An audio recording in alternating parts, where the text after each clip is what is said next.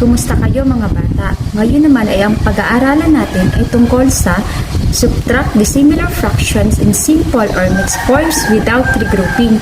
Ito ay yung wala pang borrowing pero magsusubtract lang tayo in a dissimilar fractions. At bago tayo magpatuloy, huwag munang kalimutan na mag-like at mag-subscribe.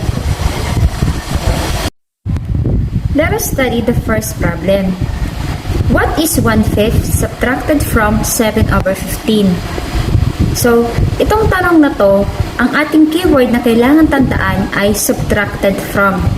Ibig sabihin, susulat muna natin ang 7/15 minus 1/5.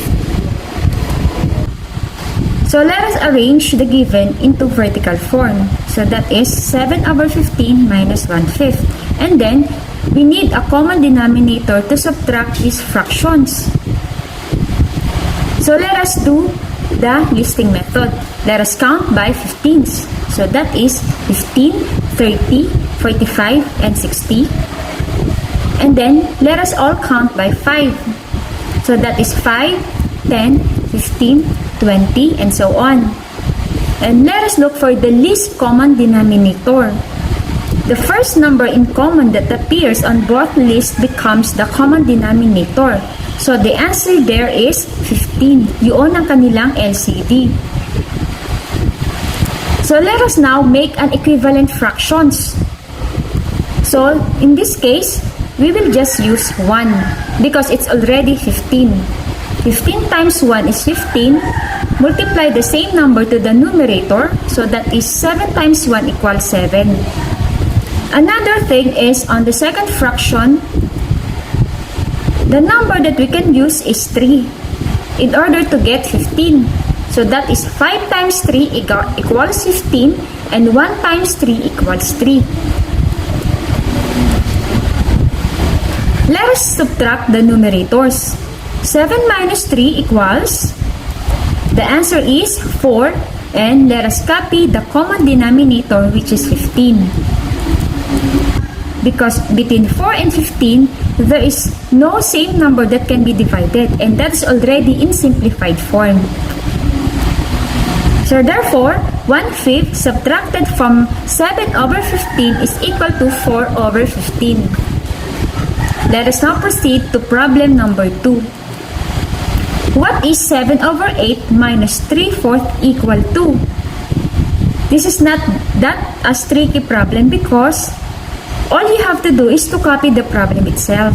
Hindi ang katulad ng number 1. This is 7/8 minus 3/4. So let us count by 8s in order to get its common denominator.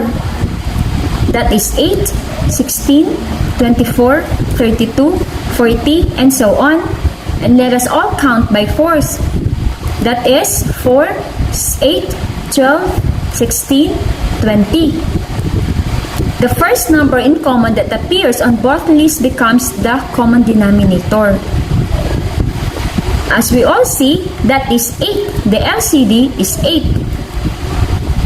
Let us make an equivalent fractions.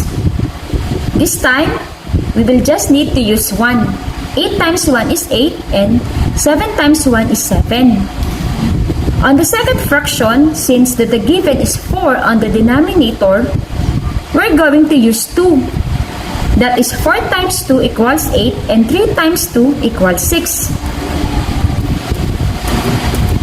Let us subtract the numerators. 7 minus 6 equals 1. And copy the common denominator. 1/8 is already in simplified form. So therefore, the answer in 7/8 minus 3/4 is equal to 1/8.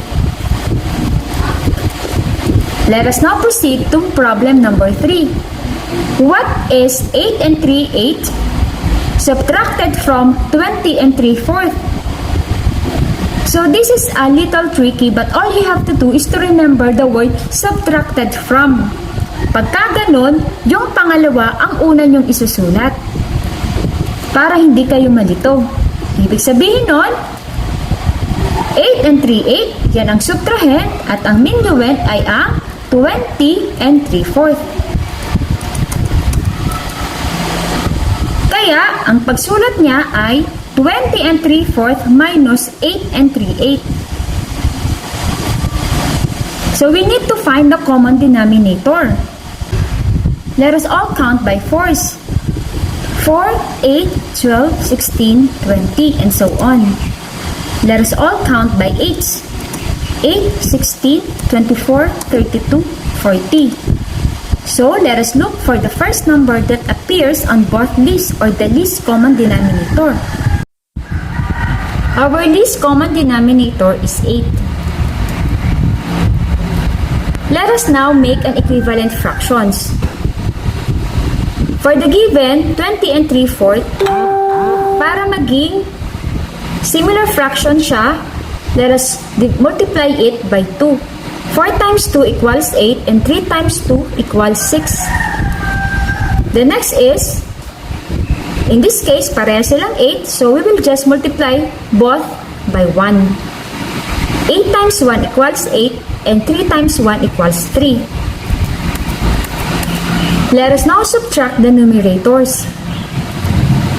6 minus 3 equals 3, and then copy the LCD, which is 8. And let us now subtract the whole numbers. 20 minus 8 equals 12. Is that now the final answer? Yes, because it is already into its simplest form. Therefore, 8 and 3/8 subtracted from 20 and 3/4 is equal to 12 and 3/8. Let us now proceed to sample problem number 4. Subtract 21 and 1/8 from 45 and 11 over 20. From the word subtract and there is the word from, ito yung medyo nakakabaliktad. Yung second given fraction, that will become the minuend. Yun ang una yung isusulat. So that will become 45 and 11 over 12 minus 21 and 1/8.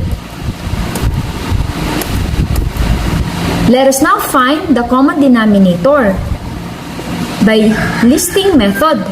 12, 24, 36, and 48. And let us all count by 8. That is 8, 16, 24, and 32. And 40. And let us look for the least common denominator. So therefore, the answer there is 24. Let us make an equivalent fractions. This time, our denominator is 12. What is the number that we need to multiply by 12? So that is 12 times 2 equals 24. And let us use the same number, which is 2. 11 times 2 is 22. The next fraction is 8. In order to get 24, so let us multiply it by 3. 8 times 3 is 24. And 1 times 3 is 3. Let us now subtract the numerators. 22 minus 3 equals 19 over 24. Let us now subtract the whole numbers. 45 minus 21 equals 24. So the answer is 24 and 19 over 24.